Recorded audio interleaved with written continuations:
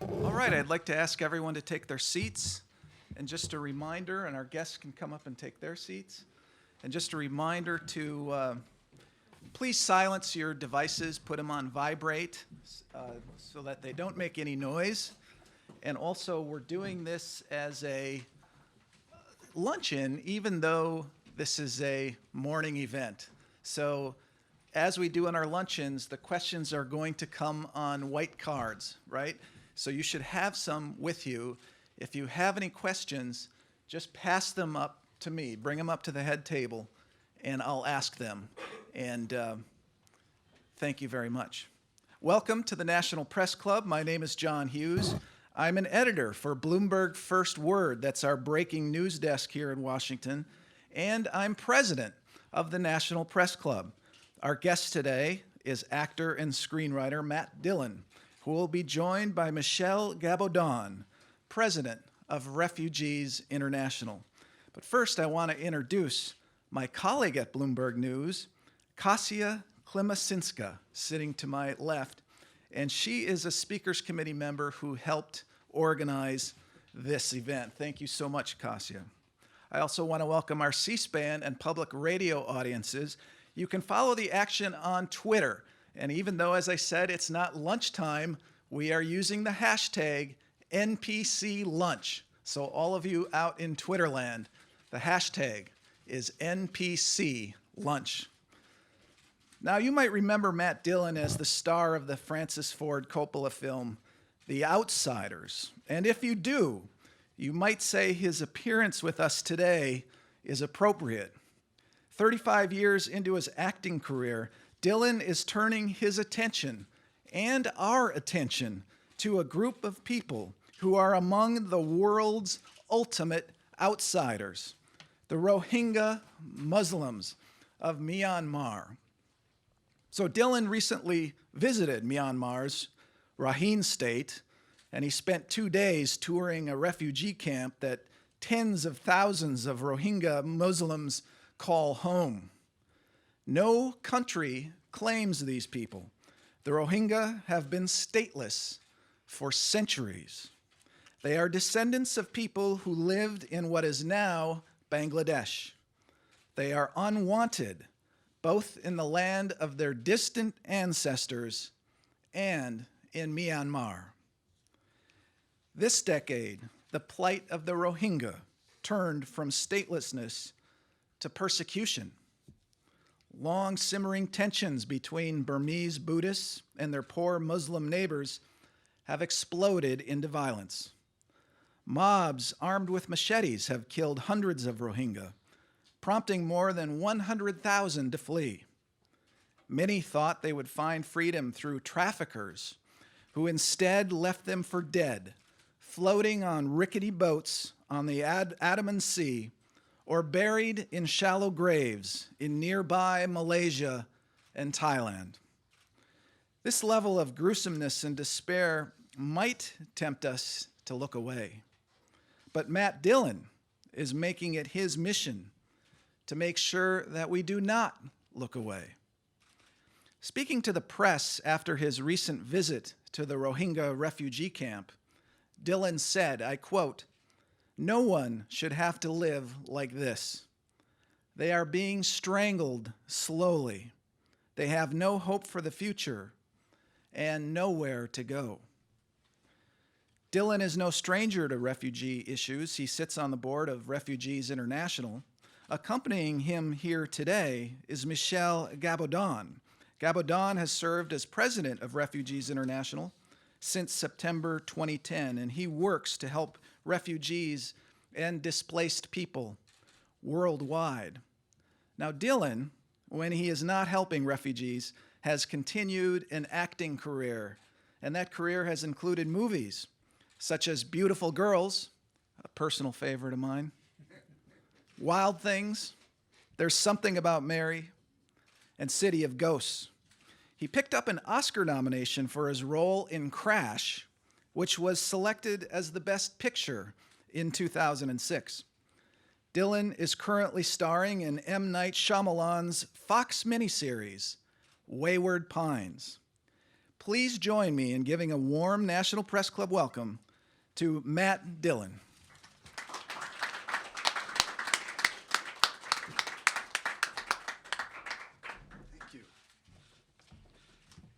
Thank you. I want to thank you. That was a lovely introduction, and I want to thank Kasia and everybody here at the National Press Club for hosting Michelle and myself. The Rohingya of Myanmar are currently the largest stateless ethnic group in the world, estimated somewhere over 100 million people. 1 million people. I get those numbers right. Million people. At least a million people. And having served on the board of Refugees International over the last 7 years, I've obviously heard about the Rohingya during that time. They've been a group of great concern for RI going as far back as the early 90s, maybe even longer. But it was 6 weeks ago here in D.C. that the Rohingya, really got my attention. Thun Khin, who's a human rights activist and an advocate for his fellow Rohingya, was being honored at a Refugees International event, and he made a powerful speech. There was an urgency that you don't typically hear from somebody at an award ceremony. It was more of an immediate, desperate plea than someone who was accepting an award for something that they had done in the past. The first words out of his mouth were, "I don't exist." Now, I learned later that at the very moment that he was making that speech, many Rohingya were suffering, thousands, and dying at sea. My decision to go to Myanmar was a kind of a spontaneous thing. It wasn't something that I planned. I happened to be in Tokyo doing press for Wayward Pines, and at that time there was more stuff that was coming out about the Rohingya in the news. Pictures, horrendous pictures of people crammed into the holds of boats like human cargo. There are stories of human trafficking, as was mentioned earlier, and ships being turned away by countries in the region. And I wanted to find out a little bit more about why these people were being forced to flee. I'd been on mission before with Refugees International, and I'd met and spoke with displaced people in Eastern Congo and in the Sudan. And I really feel that the best way to learn about what's going on is to go there and see it for yourself. So I called Michelle and I told him, hey, I'm thinking about going to Burma to visit the camps, and what do you think? And he said, Matt, he says, I think it would be very good, but it's not going to be easy, because he told me that a number of the NGOs working there, like MSF, had been chased out of the camps. It's never a good sign when MSF gets chased away. But he said, by all means, if you can go, do it. I think it can make a difference. And he said, make sure you take a lot of pictures. So I decided to go under the radar. I met up with a few journalist friends who were living in the region, who are more familiar with the crisis than I am. And we went to Sittwe together, which is the main city in the Rakhine State. As many of you might know, the Rohingya Muslims they're an ethnic minority in the Rakhine State. The vast majority of people living there are Buddhist, who are themselves an ethnic minority within the country of Myanmar. In the 2 days that we were there, we visited 4 displacement IDP camps. I was told, don't use that.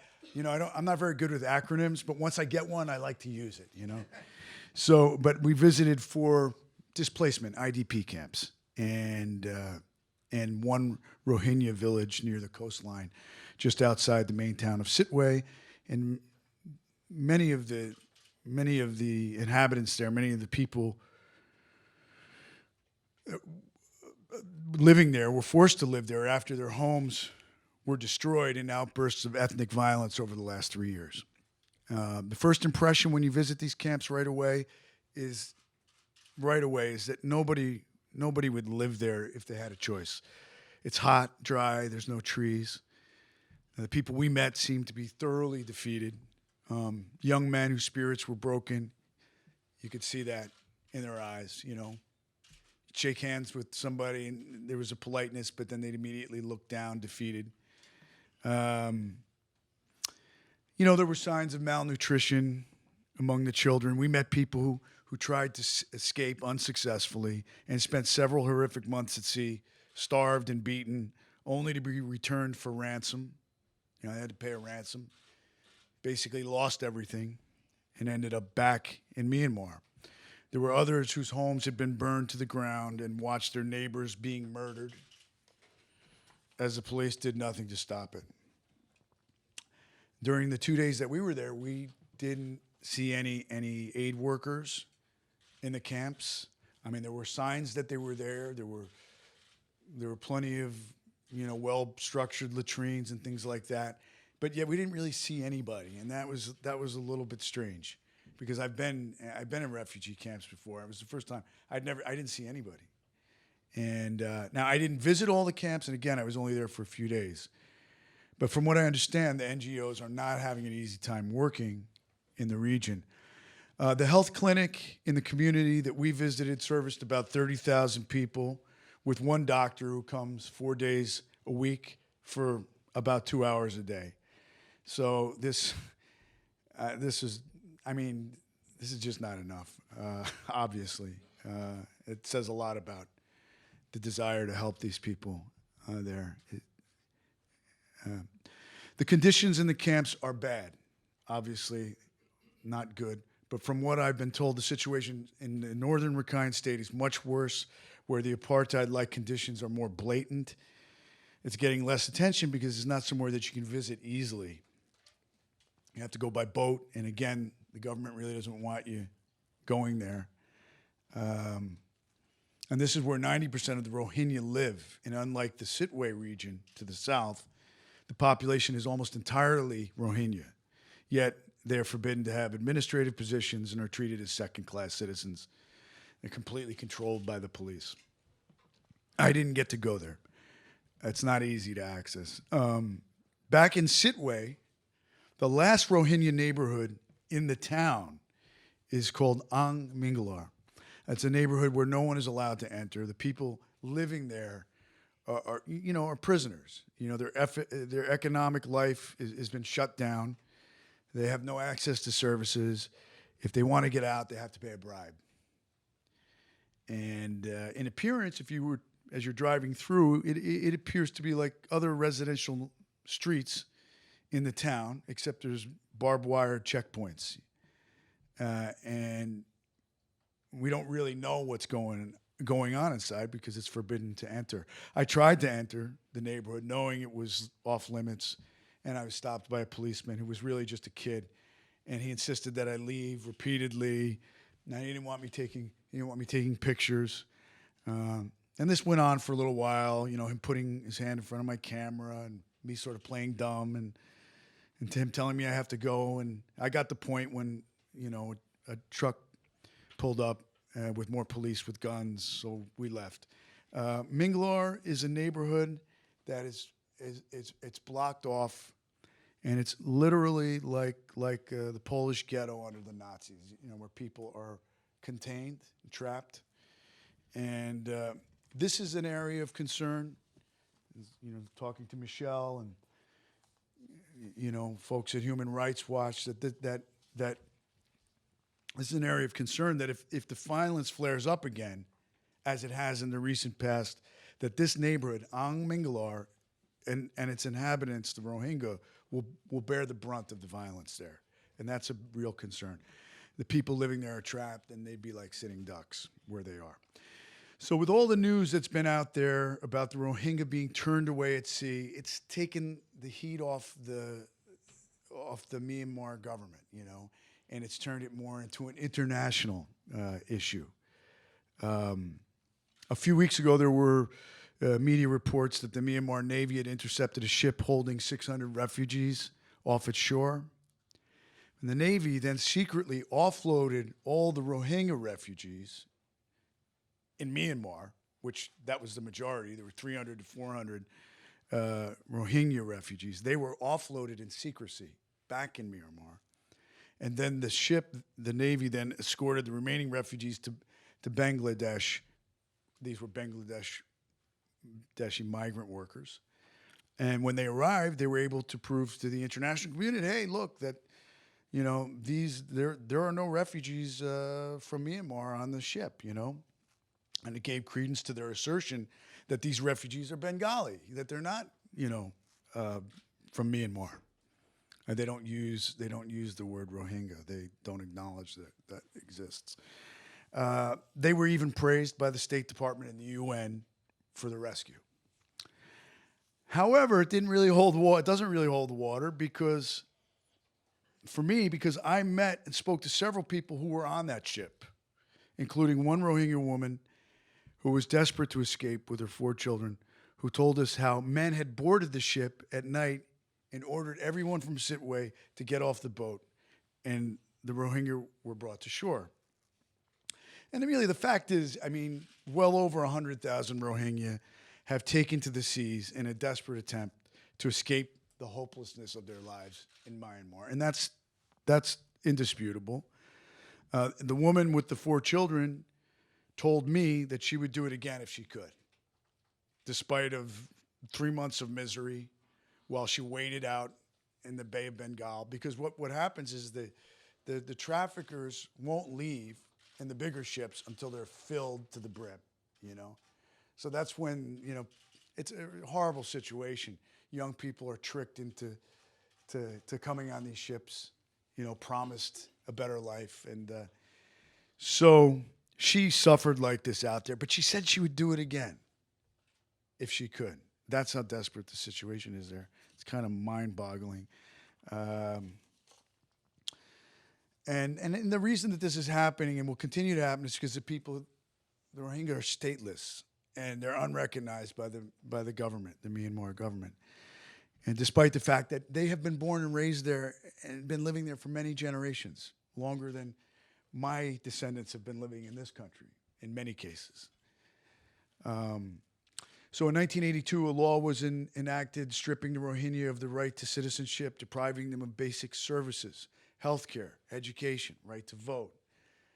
There are clear signs of ethnic cleansing. The Rohingya aren't permitted to travel. They need to get permission to marry. A new law has just been passed requiring a gap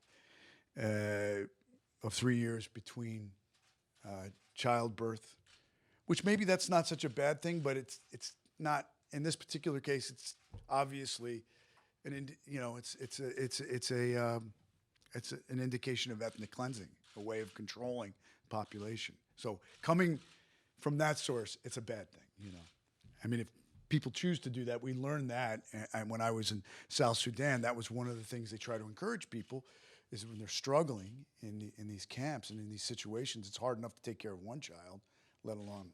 So I understand that, but this is not that. This is a different thing. This is ethnic cleansing, And, the feeling I was left with was one of oppression, that people being trapped, hopelessness with no options. But in fact, it isn't a hopeless situation. Something can and must be done. And, I look forward to, hearing from Michelle on what can be done and your questions as well. Thank you.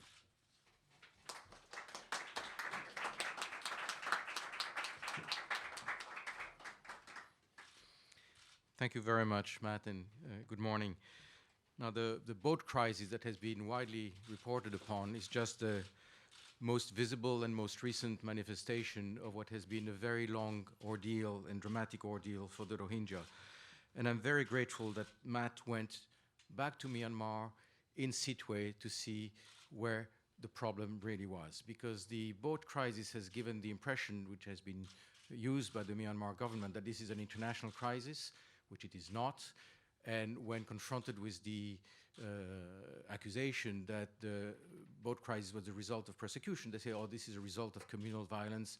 And when we describe the conditions of the Rohingyas in Sittwe, obviously it is not communal violence. Any government that is faced with communal violence will seek mechanism of mitigation, of reconciliation, find compromise between the different communities, and this obviously is not happening.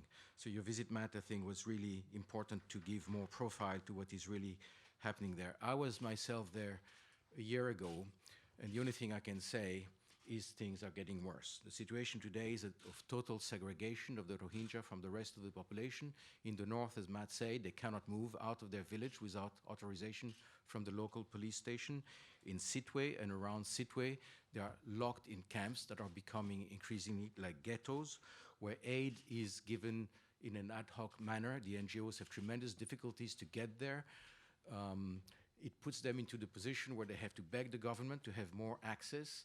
And as they beg the government for more access, of course, they tone down their criticism of what is unacceptable, which is the absolute detention in which these people are kept. We have talked about the restrictive policies. I mean, the government has enacted now an edict by which the word Rohingya is prohibited.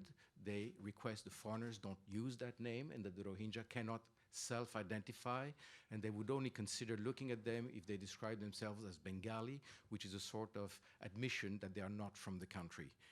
The laws on marriage, on children have been mentioned recently. The government has withdrawn from those Rohingyas who still had some documentation. They withdrew their documentation, and now they say we are going to verify them. How do you verify people whom you despoiled of all their documents is something they have not told us. We have seen in the country also a tremendous spread of hate speech promoted by a radical group of monks, and that hate speech has been tolerated, I would say even abetted by the government. The monk who promotes that has been promoted as a defensor of the nation. There's been no attempt to counter that hate speech. That has spread well beyond the Rakhine state to create a sort of anti-Muslim hysteria in the country, and it has certainly comforted the most radical Rakhine politician into their attitude to sort of move the Rohingya out of their state. So the Rohingyas are faced now with permanent fear, and I remember talking to women who were just completely bland and saying, when is the next outburst of violence and are we going to survive it? Fear, no hope at all for their children to get a job, etc. The economy has been completely stalled. So the few who still had some homes in Sittwe were assigned at residence. They could not go out, they could not work. And what I've seen is that they are destroying their homes, putting the wood on the side and trying to sell the wood so they can move in the camps or take to the boats. So we are seeing a slow hemorrhage of the Rohingya people, which is tantamount, I fully agree, to a process of ethnic cleansing. And if you wanted proof for that, just remember that after the violence in 2012, the president told the United Nations High Commissioner for Refugees, you can resettle them all. So the president said, basically, take the 1 million people out of this country, which of course the High Commissioner refused, but it did state quite clearly what the government wants. So what can we do? It's going to be a long process because the relationship between communities has been made so bad by this hate speech campaign and by the fact that the government has abetted that any process of reconciliation will be very long. Immediately what we want is unfettered humanitarian access to the people who are in the camps and to the people in the north so that their very basic living conditions are improved. They have access to health, to education, and to a minimum of activities that allow them to sustain their livelihood. But we also want, that cannot be the only objective, because if we only ask for humanitarian access, we ask for better treatment of people who are in detention. And of course, the international community cannot accept that. So we have at the same time to push for a reversion of the narrative that is promoted by the government and of countering the hate speech that is spreading out.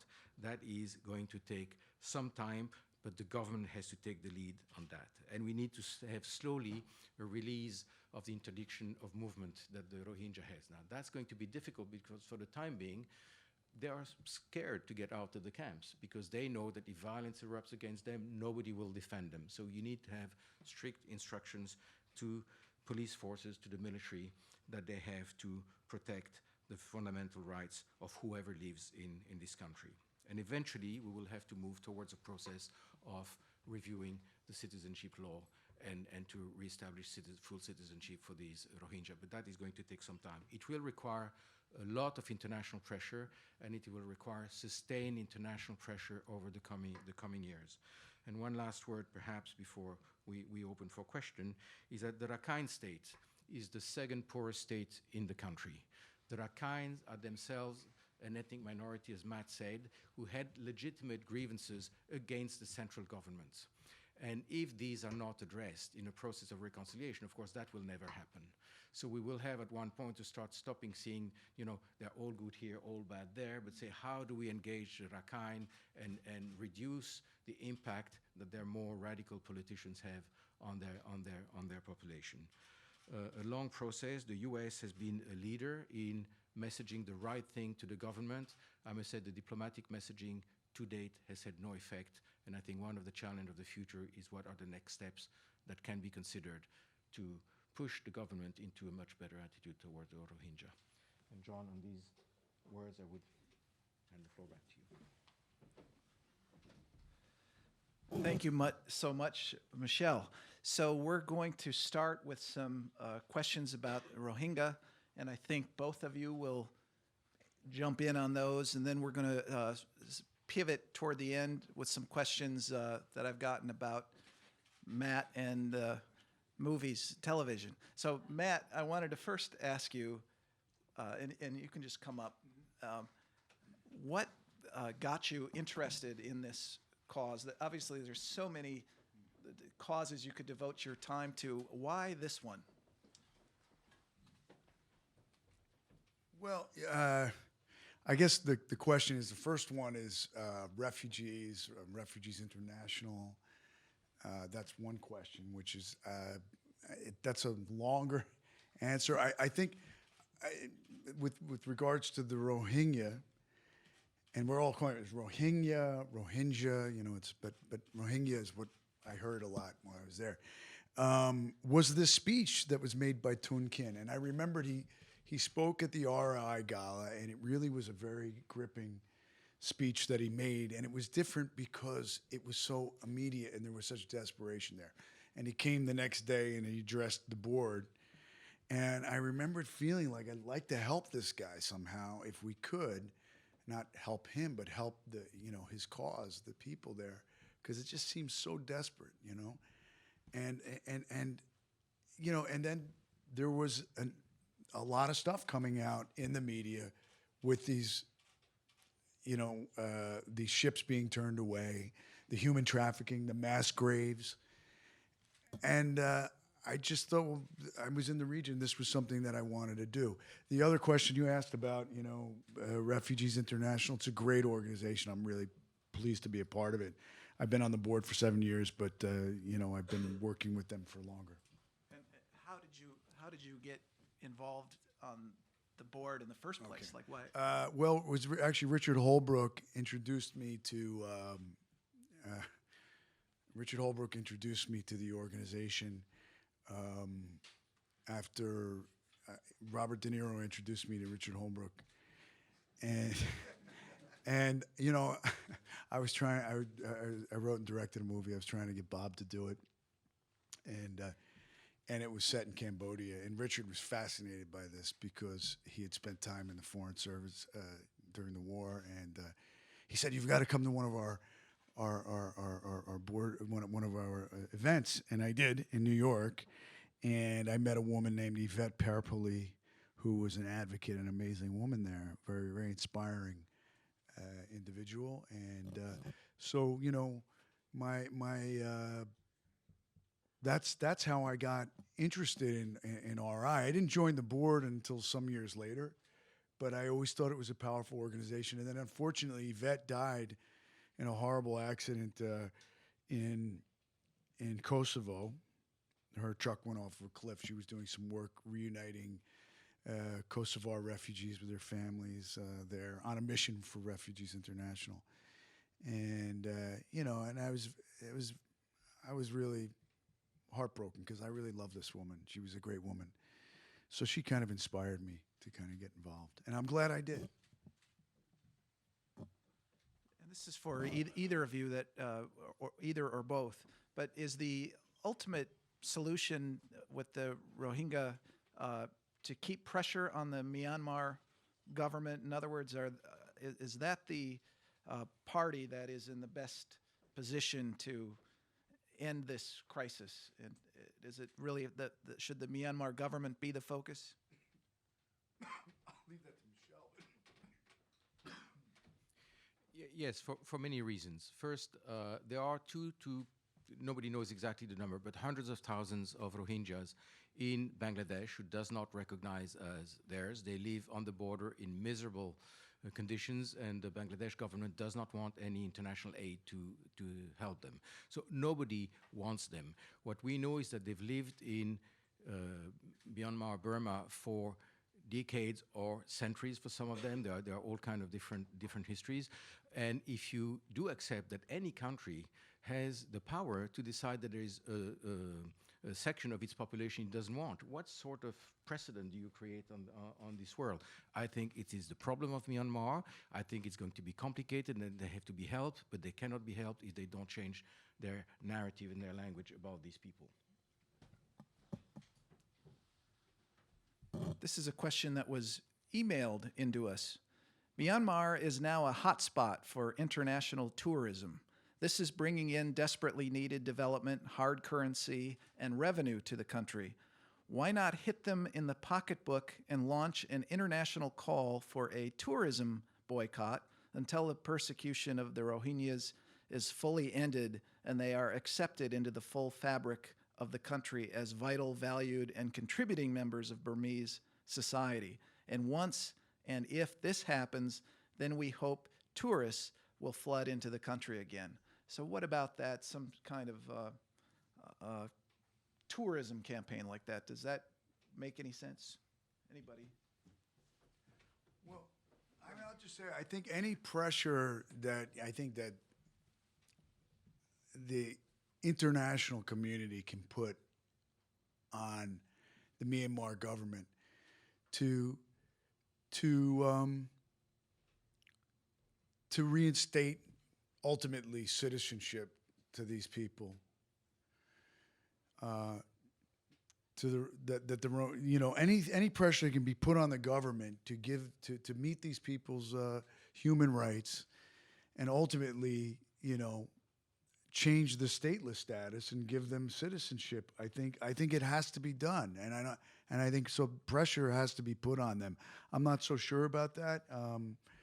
Obviously, maybe Michelle. What do you think on that? Well, since Myanmar has opened up, I mean, Western countries have tremendous interest in Myanmar. There are business interests, there are political interests, of course, and there are human rights and humanitarian considerations. I mean, so far the pressure on Myanmar has been essentially applied by the US government in diplomatic ways. And to be honest, whether it's the Undersecretary of State, President Obama, the Assistant Secretary of State for Migration and Refugees, the Assistant Secretary of State for Human Rights, they all went there. They said the right things publicly, which means to me they probably say stronger things privately. So the messaging has been right, but the US has been pretty much alone. I mean, the European countries, the European Union, the UK have been pretty subdued in addressing the issue of the Rohingya. Now, if diplomatic pressure does not suffice, the next thing is, do you revert to, sanctions had been suspended, you come back with sanctions, etc. This is not for us to decide, but these are the tools that governments have. But of course, the US cannot be alone in addressing that. And right now, I think the urgency would be to have more governments prepared to at least toe the line that the US have had with Myanmar, which is one of engagement and discussion, not of ostracization, but with firmer and firmer tools at their disposal. Now, whether the tourism block is something that can be done or no. I think if it's not imposed by government, it's going to be very difficult to be imposed by companies individually. This questioner says, it seems like the current crisis comes after Myanmar started some democratic reforms. Do you see any connection between the events? That's one question. And then the other question is the conflict based on religion? Are the Rohingyas Muslims living in a Buddhist country, and is that the root of much of the trouble?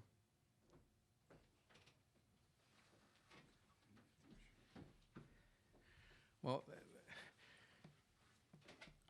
what is happening with the opening up of Burma, the process of democratization, is that the whole periphery of Burma, except the delta, is populated by ethnic groups, by minority groups, non-Burmans, if you want. All of them, or almost all of them, have had their issues with central government over the past decades. I think with the process of democratization, there is an aspiration by all these groups that they can have a better say in the political life and certainly better returns in the economical life of the country. Therefore, there has been more protests, more demands, and because the government has lowered some of the strong arm policies they had in the past, these manifestations have become stronger. So I think somehow it is a result of the process of democratization. But I would say what is not acceptable is the language that has been used against the Rohingya. Now, the fact that they are ethnically different, most of the other ethnic groups in Burma are of the Tibeto-Burman stock. The Rohingya are more of the Indo-Aryan stock, so there is a difference there. There is an ethnic difference. There is a difference in religion that may make the narrative more conflictive, but I think it's not good reason enough. I mean, lots of people tell you that in the past, communities have lived pretty peacefully. There has been tensions in Rakhine State for a long time that have been stoked by politicians and by some of the history. But I think at the level of the villages, etc., there was a much better understanding. I think right now it's been used politically, and one of my fear is that the attempt of the government to try to pacify the Rakhine is done on the back of the Rohingya. And of course, this is a manipulation that should be denounced. Matt, you're obviously taking your message to the press. Are you meeting with anyone else while you're in town?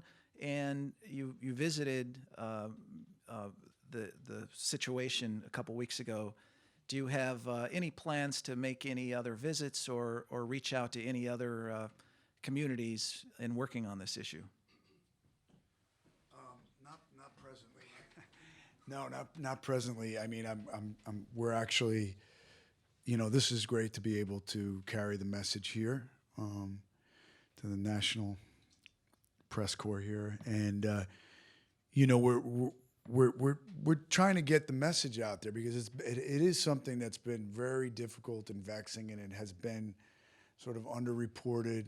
I mean, the Rohingya, it's something I've heard because I'm on the board of Refugees International, but I really, until I heard Thun Khin speak, you know, 6 weeks ago, I was, you know, I mean, I had read reports of people's villages being burned to the ground, things like this, very disturbing.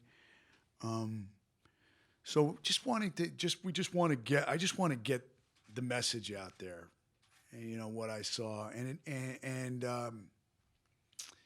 you know, as far as meeting with anybody else, I know Refugees International, the people who are really better versed, frankly, in the crisis than I am, will be meeting with and have met with people on the Hill and things like that. So that is happening.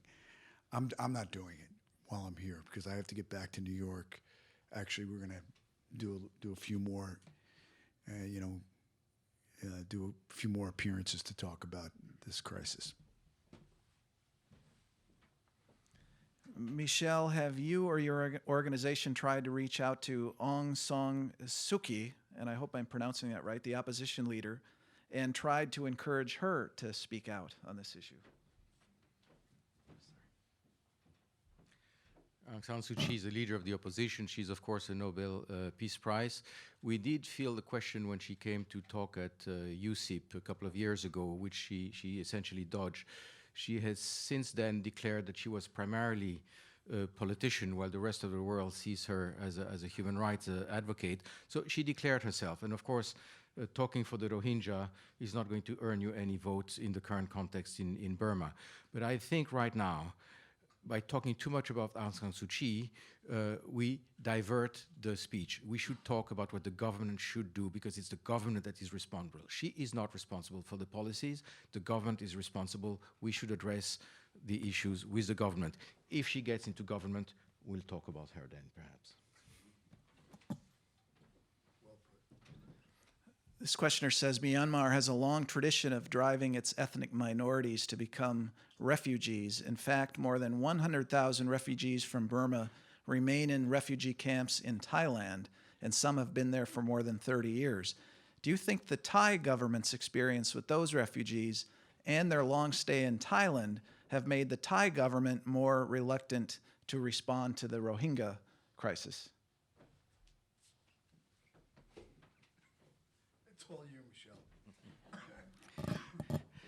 Well, you know, the Thais have received refugees in the hundreds of thousands since the Indo-Chinese crisis in the mid-70s. So I think they're a little bit worried to be seen as a sort of country where everybody can find refuge. So certainly it is a factor, perhaps, in their wariness about the current movement. Matt, we had some questions about your career, and right now you're starring in Wayward Pines, which this questioner said seems kind of like a modern-day Twin Peaks. Is that a fair comparison? Why or why not? And what can you tell us about your feelings about Wayward Pines, how it's going and how it's being received? Okay, on to Wayward Pines here. Well, you know, it was a really interesting experience because I hadn't done any long-form television before. It's funny because I was speaking to one of our board members from RI, and she was like, "It's like the Twilight Zone. It's not like Twin Peaks." And I kind of agree. I mean, I kind of felt the tone of it felt like the Twilight Zone when I was doing it. I could tell you it was an enjoyable experience, at times stressful and challenging for me. You know, sort of, I'm not crazy about surprises in the best of circumstances. And when you're doing television, you know, you're getting new scripts all the time. And so that can be a little bit tricky, you know, because I'm not one to, you know, if I have thoughts on something, I'm going to speak up. And I did. And it was good. And I think that's what makes the show good. It was an incredibly talented group of people, including the rest of the cast and the directors that would come on board. And so it really was it was a different environment in that way, I think, than typically on television. Yeah. Matt, this questioner notes that it seems you have cut a different path than some of your contemporaries, as you've opted more toward indie picks than Hollywood blockbusters. Was that a conscious decision? And if so, why did you decide that?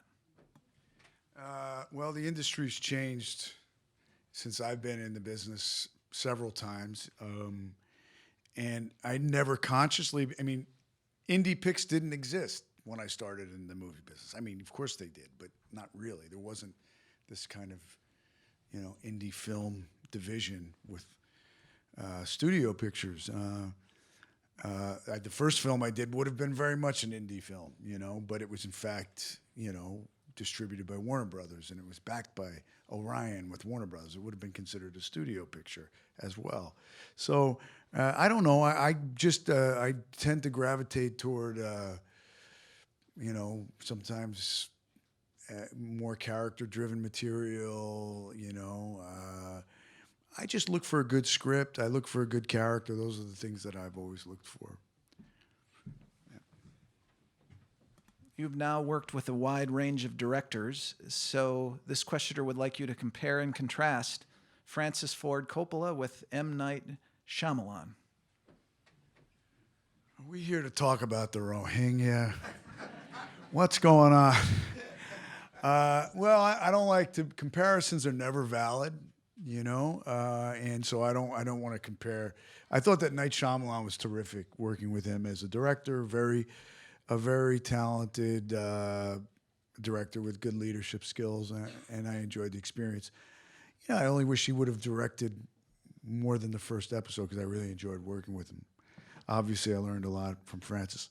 Any more questions about the Rohingya, about refugees? Okay. I actually do. I also have some more movie questions, but how do you see the role of the UN in this crisis in China?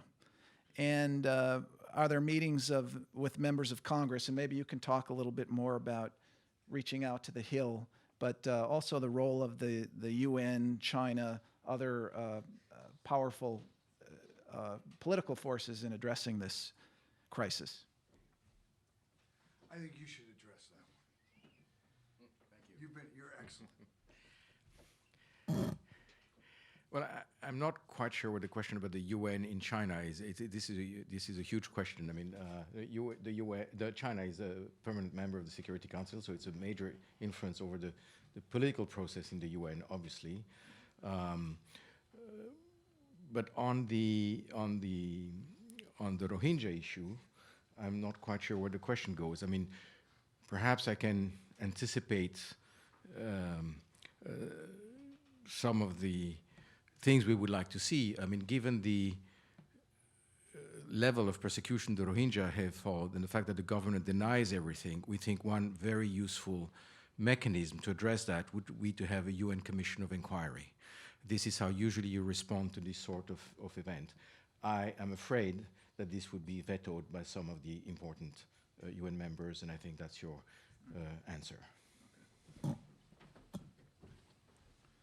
When conflicts arose in the past, particularly in Indochina, there have been historical efforts by refugees to find safe havens abroad, not only in neighboring countries, but also in Western counterparts such as the USA, Australia, and Canada. That being said, and taking into account the fact that many Southeast Asian countries have refused the Rohingya safe havens, what are your opinions on refugee policies in the Western world? Should it change to accommodate this crisis? Well, I would just like to say, you know, I mean, Refugees International started in the Indochina conflict during that period of time, you know, with the boat people in Vietnam and also on the Thai-Cambodian border. And I think it's not fair to. I mean, I think it's difficult to say that Southeast Asian refugees were accepted and welcomed into the United States and other communities in Australia and places like that. It's I think what I was getting from the question is that shouldn't they in return accept the Rohingya? I think that in fact they're no longer part of those countries. So. You know, I don't know that we can. I think there's a kind of a disconnect. But I think the thing that's most troubling, and I will say about the Rohingya, is that it seems as if nobody wants them. You know, and they're damned if they do, they're damned if they don't. They're trapped, and it's just not any way for anybody to live. You know, to be. They can't move internally. And when they've tried to flee on these boats, they've been turned away. And, many of them have died at sea. I mean, when we came back from Sitwe, there was a report in the Myanmar newspaper there that said there were like 700 some odd Bengali refugees that had been intercepted on a ship.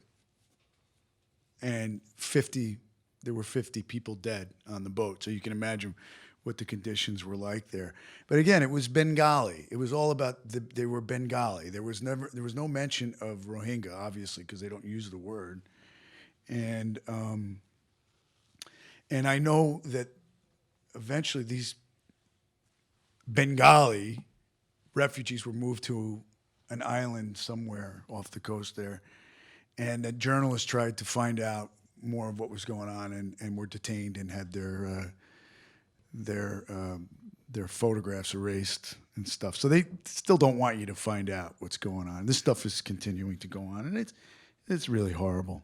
I just want to say that I think whatever pressure, I think that the answer is more pressure on the Myanmar government to change their policies with regards to the stateless Rohingya and giving them the same rights that everybody else has. And I think that is a good starting point, that their security, their human rights are being met. This questioner is asking about some recent harrowing photos to emerge from the Rohingya refugee crisis that were exposed as frauds. And these photos were apparently pulled randomly from old pictures from other crises around the world. Do you know about this, and is this publicity over the fraudulent photos, is that doing any damage to get the message out about the Rohingya? I don't know anything about it. But obviously that's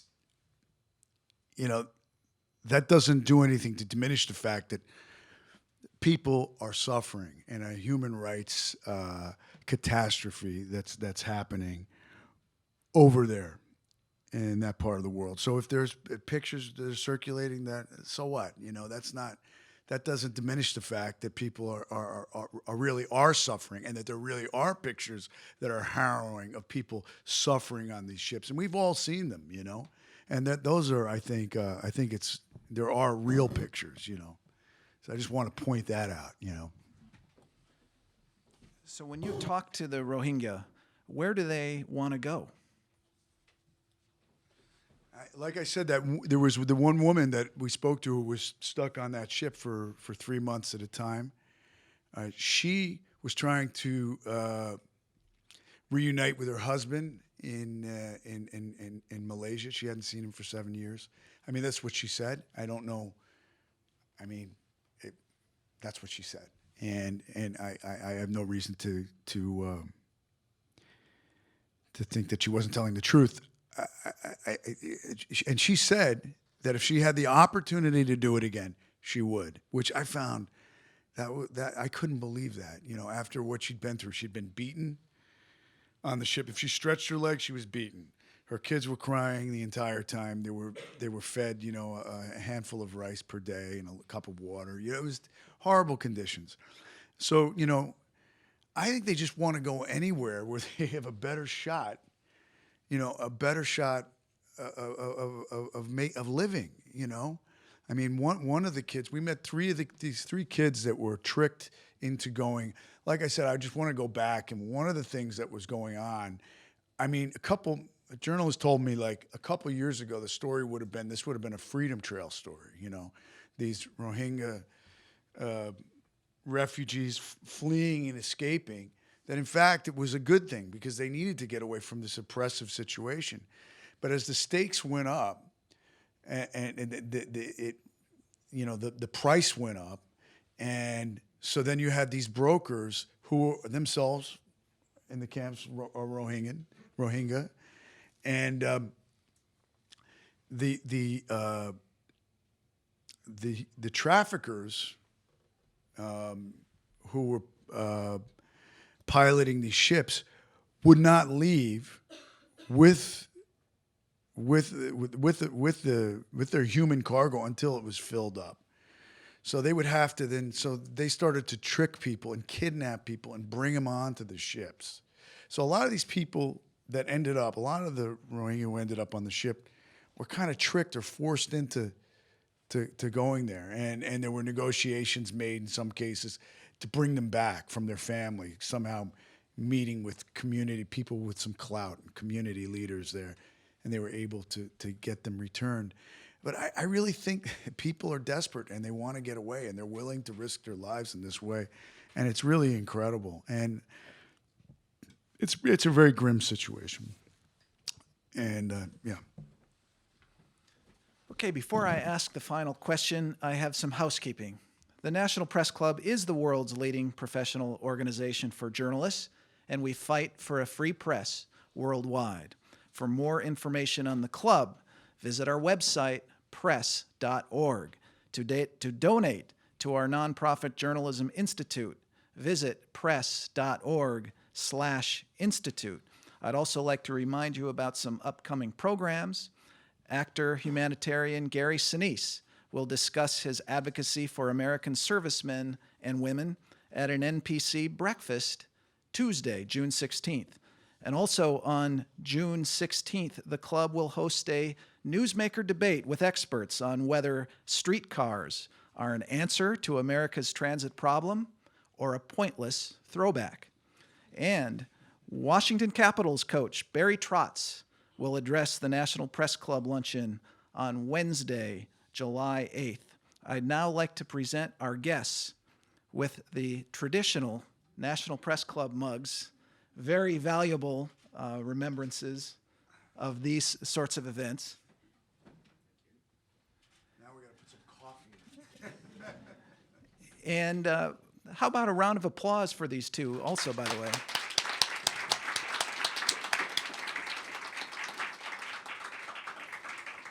Now we have time for one question. In the time remaining, Matt, maybe you could tell us a little bit about what's next for you. Wayward Pines, you're going to continue on that. Are you thinking about any more movies? What sorts of things are you thinking in your near future? Well, in my near future, I'm not sure exactly what my next acting job is going to be. That's the plight of the actor, you know. Never sure where our next deployment is coming from, employment. However, I'm working on a documentary about Afro-Cuban music, about a guy, a Cuban scat singer named El Gran Feove. It's a project I've been working on for quite a while. Documentaries take a long time. And so that's what I'm doing. So I've been spending a lot of time really focused on that that world, that music, and so that's really what I have to finish this documentary for sure. And then I have a few other projects, film and television, different things that I'm developing. You know, I have written and directed, and I very much enjoy doing that. So I want to, you know, figure out what my next sort of fiction feature is going to be as a director. Thanks. And Michelle, how about you? What's next for you in addressing this crisis? What do you plan as your next steps?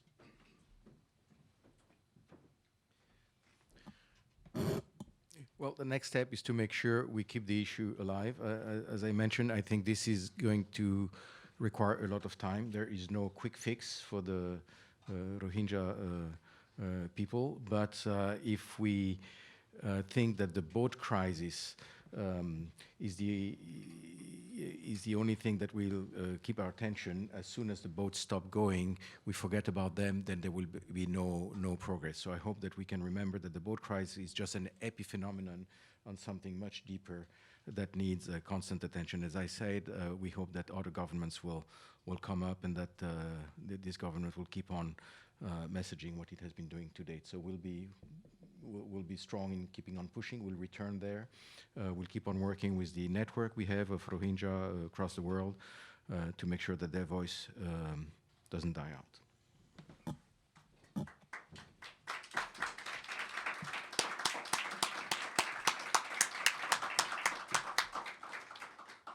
I want to thank all of you for coming today, and I'd like to thank our National Press Club staff, including the Journalism Institute and Broadcast Center, for organizing today's event, the research and work that our Speakers Committee Chairman, Jerry Zrimsky, put in for this event. I appreciate very much. And remember, if you would like a copy of today's program, you can go to the website, press.org. You can also learn more about the Press Club at that same site and keep up to date on all of the upcoming programs. And to follow us on Twitter, follow Press Club DC. Thank you very much. We are adjourned. Wow, you really. introduction. You really did your homework.